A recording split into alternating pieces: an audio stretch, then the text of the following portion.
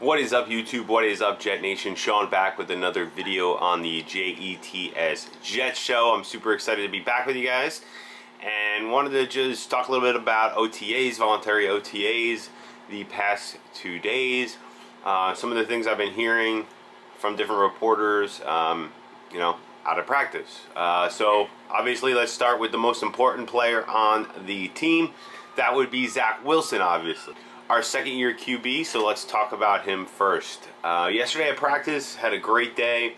Threw an interception in the red zone last play of practice. Only that one interception, though.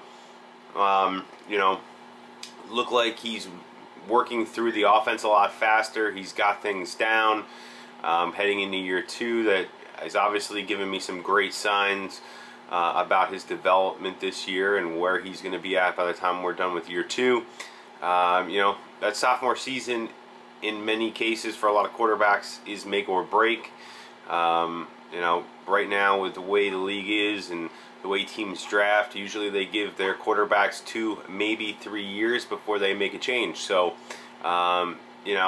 we need to see progress out of Zach Wilson, and that's something we didn't see enough of from Sam Darnold in year 2. A little bit of progression, but not enough. So super excited to hear about that. I mean, obviously there's always some conflicting reports out there. You get some guys that say Zach Wilson's not looking too high, it's taking him a long time to progress, but I expect those reports coming out of the media.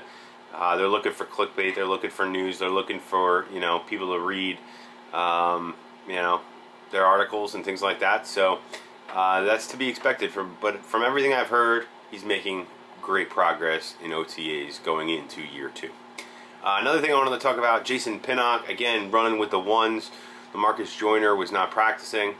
And this has been a theme we've seen, a little bit before, earlier in OTAs, the last OTA session. Pinnock running with the ones. Love to see it.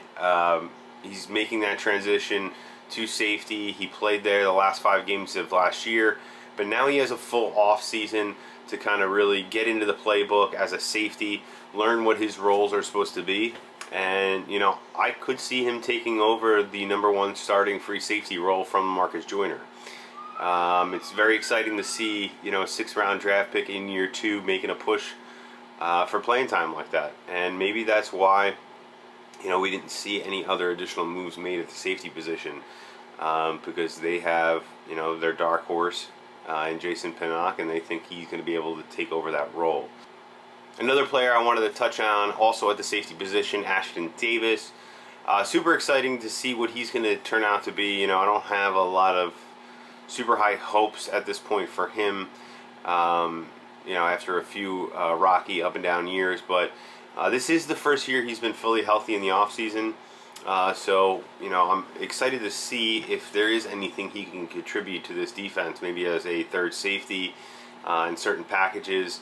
I could see him finding a nice, unique role where he can make some impact plays. So, and, some other things. I don't think we have enough depth now at linebacker, looking at some of the guys on the field. I still think we definitely need to bring in another piece at the linebacker position to give some competition and depth. If CJ or Quincy go down, we're going to be hurting at the position. So I don't know if we can really count on 2 late-round draft picks in Damien Sherwood and Nasruddin to really step in and both be huge, impactful linebackers on this defense. So it is a concern of mine on the defensive side of the ball. And I think the most exciting thing that came out of practice is some of the reports of the wide receivers and the corners going at each other in practice. I think it's 2 of the stronger units and 2 of the two well-matched units on the roster when you look at practice. And as they say, iron sharpens iron. So obviously, I heard a little report that Sauce, blanketed Braxton Berrios on a route, and then, I don't know what he said, but he had some smack talk or something like that. And, that's some fun stuff. You love seeing these guys being competitive, pushing each other in practice to be better. That is a great way to create, you know, a dynamic culture on your roster, a competitive culture on your roster. So super excited about that. So, you know, you have to take things from OTAs with a grain of salt. Obviously, every year we hear about a superstar player that when the season rolls around turns out to do nothing. And, you know, you always hear about you know, guys that are struggling that turn out to be big contributors. So we got to take it with a grain of salt, but this is what we have to talk about here in the off season. Now that the draft's over and we're heading towards you know, the season in just a few months.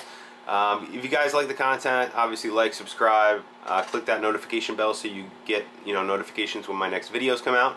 And I guess I'll see you in the next one, guys. Peace.